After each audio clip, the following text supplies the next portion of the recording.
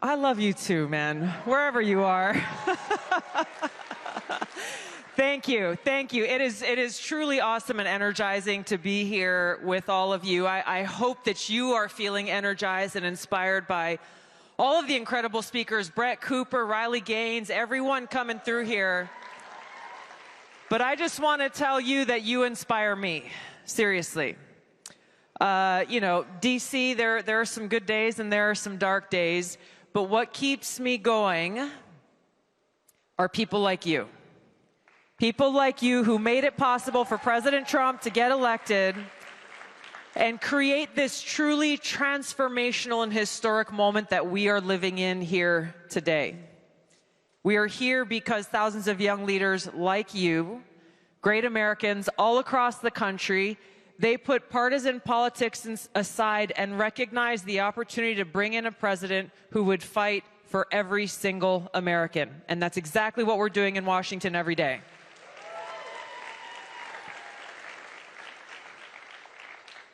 When we look back, and I feel like, you know, it's been, what, 6 months-ish since President Trump has been in office, not even 6 months hardly. What happened in that year leading up to the election? It feels like such a long time ago, but I want to spend just a moment on this because it's important for us to recognize what Steve Bannon was just talking about, the deep state.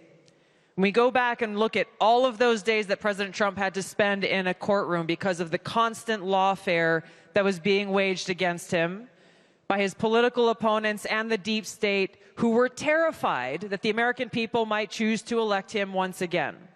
You look at all of the propaganda that was thrown his way, the lies, the smears, the attacks that were thrown his way, how many times they actually tried to throw him in jail. And even at that, man, that mugshot will go down in history as one of the best pictures ever. All of their attempts to take him off the ballot, as we were going through that, I often reflected at really what was behind it.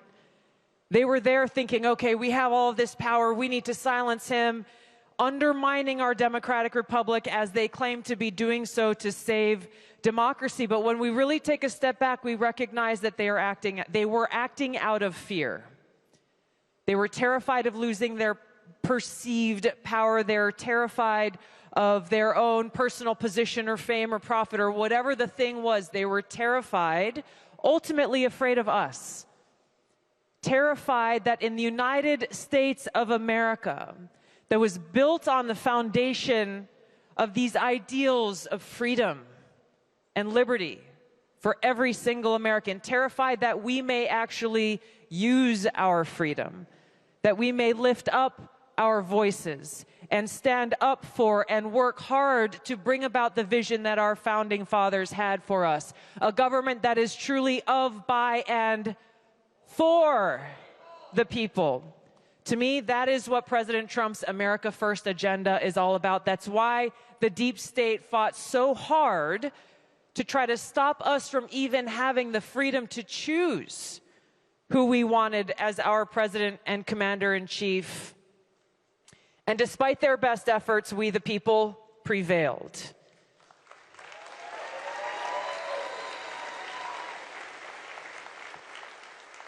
And this memory of this, which every one of us played our own role in bringing about, is so important to keep at the forefront because the deep state has not gone away. They exist within every single agency of the federal government, in the national security state, in the propaganda media. They are continuing to fight hard every single day, in spite of the fact that the voices of the people delivered this resounding victory for President Trump and to our country, saying unequivocally, we are coming together, Americans from all different backgrounds and different walks of life, saying we choose freedom. We choose peace. We choose to come together for truth. Not my truth or your truth or their truth, but fundamental, objective truth. We come together for common sense.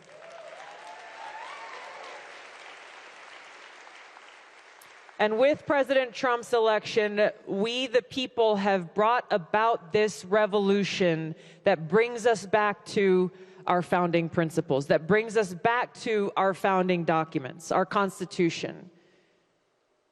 This is the oath that we all swore, the oath to support and defend the Constitution against all enemies, foreign and domestic. And by the way, it is the same oath that every person who goes and works within the intelligence community takes.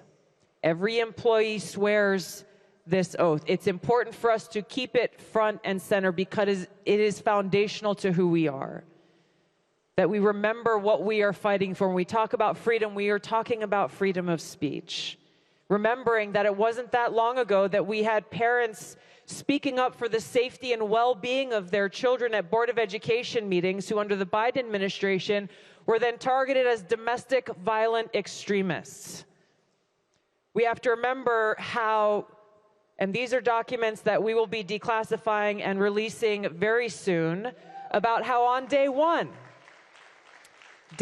of the Biden administration, meaning January 21st of 2021, his national security advisor issued a memo essentially laying the groundwork for who they would be targeting as domestic violent extremists. And one of the documents that was ordered, one of the directives that was given in this memo was to the Director of National Intelligence to come up with a document that went into very specific descriptions of what to look out for when we are looking for domestic violent extremists. And so what you'll see there are detailed descriptions of what we would later see the Biden administration target. Those who were complaining about or unhappy with COVID-19 mandates and policies. Parents who were afraid that their children might be forced to get the vaccine when they went to school against their parents' wishes. People who were expressing anti-authority views. I could go on in this list of people, groups, thoughts, free speech, they were labeled as domestic violent extremists, and then use that label to go and then force these tech companies, some of them were willing, some unwilling, to censor Americans' free speech in the name of going after domestic violent extremists. We have to expose their tactics and the playbook of the deep state so that we, the people, can make sure we never allow this to happen again.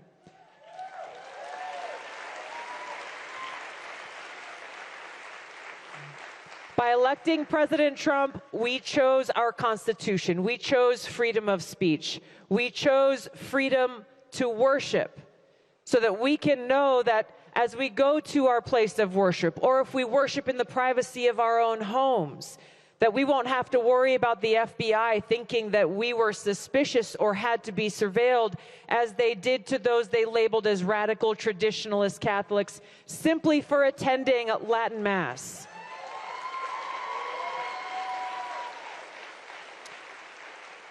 By electing President Trump, we chose freedom.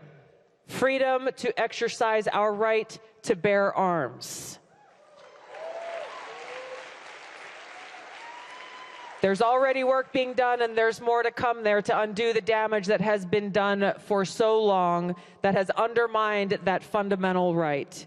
By electing President Trump, we chose our right to privacy and the protection of our civil liberties as guaranteed under the Fourth Amendment. Under President Trump, we chose our Declaration of Independence.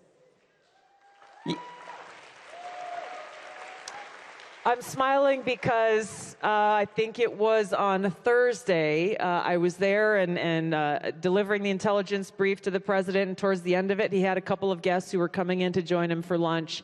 And just seeing the pride and excitement that he shared as he wanted to show them the Declaration of Independence that he put on the wall right next to the Resolute desk in the Oval Office.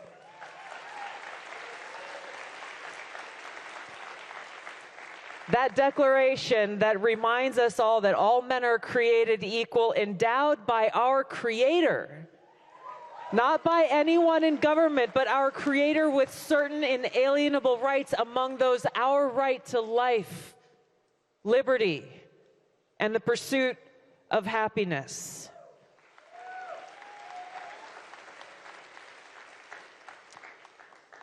So the historic moment that we live in, it's important sometimes to step away from the noise, to recognize what happened in order to create this opportunity that we have, and therefore to inform the great work that we have ahead of us. You think the campaign was hard, you think what President Trump went through was hard, and it was. The road ahead will not be easy. I can attest personally that in my work as the Director of National Intelligence, the deep state is fighting us every step of the way.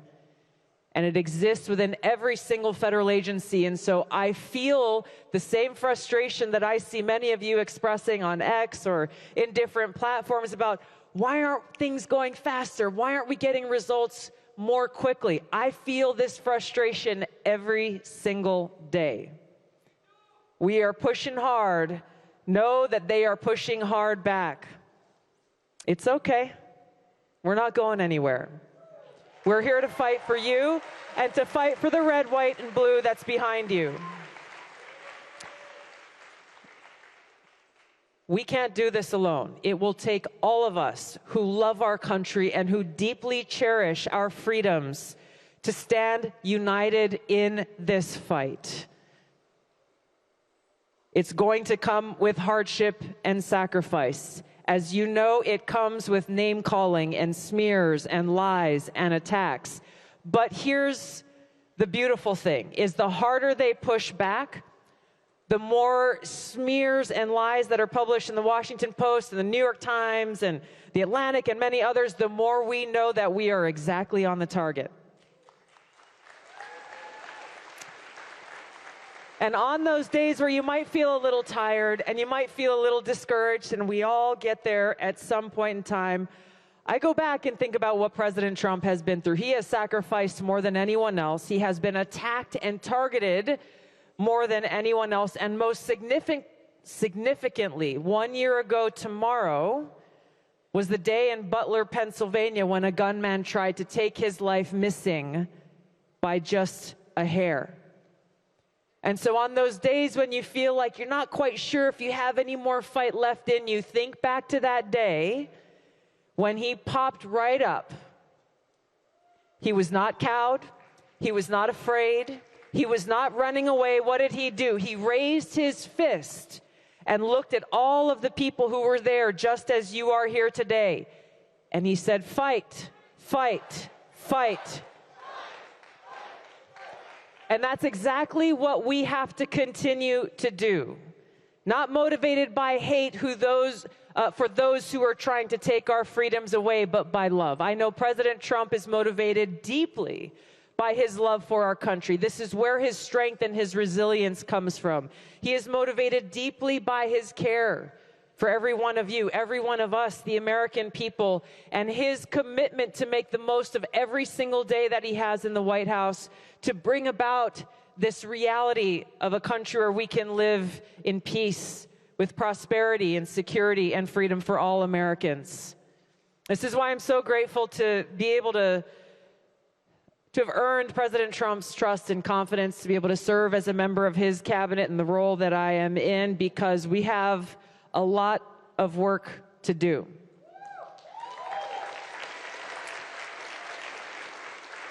So the thing I want you to go home with is the knowledge that you, not a single one of you, should underestimate the power of your voice and your energy and your work and your role in bringing about this historic change that we have all embarked on together. Don't let anyone ever tell you that this is not your time, or that you're too young, or maybe you'll go and do something in a few years or 5 or 10 years or 20 years. The time is now. Electing President Trump was just the first step to be able to get to work, to do this important work. It is tough, but it is our purpose that drives us.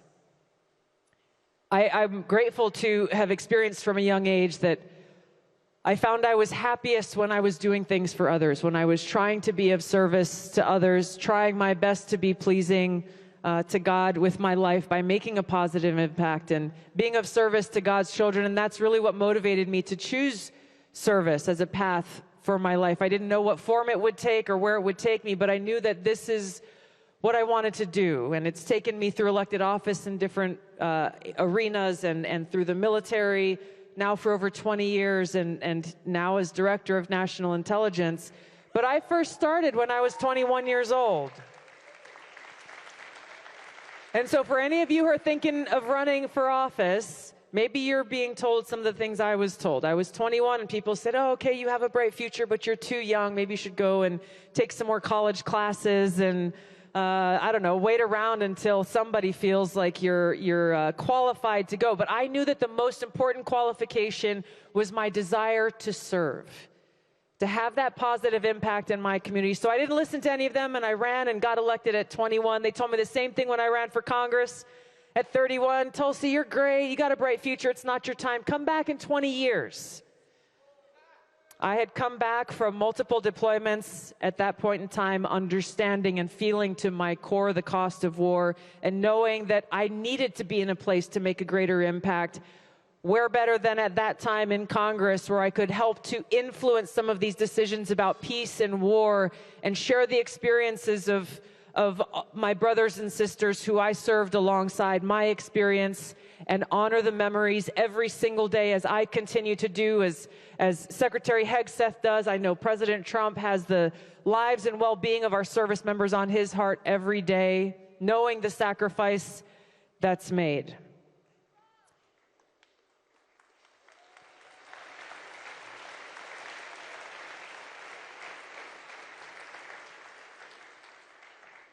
We must remain undeterred. For me, I have always turned to my faith in God in those difficult moments and these challenging times.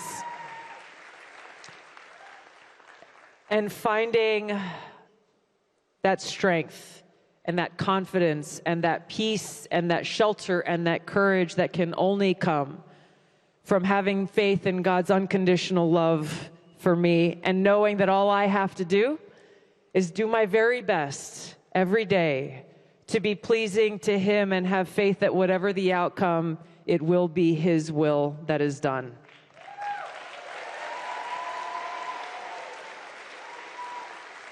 So as we forge ahead together, I encourage you to stand strong, to be joyful warriors, to always remember that with God all things are possible.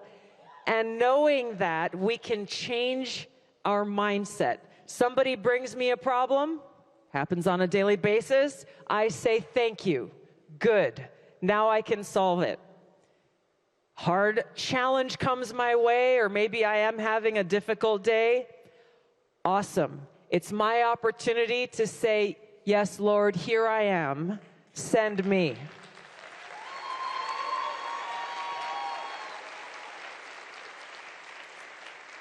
It is inspired by God's unconditional love that we are charged to live and lead and serve in a reflection of His love for all of us, with this eternal gratitude in our hearts for the blessings and the freedoms that He has and continues to bestow upon every one of us.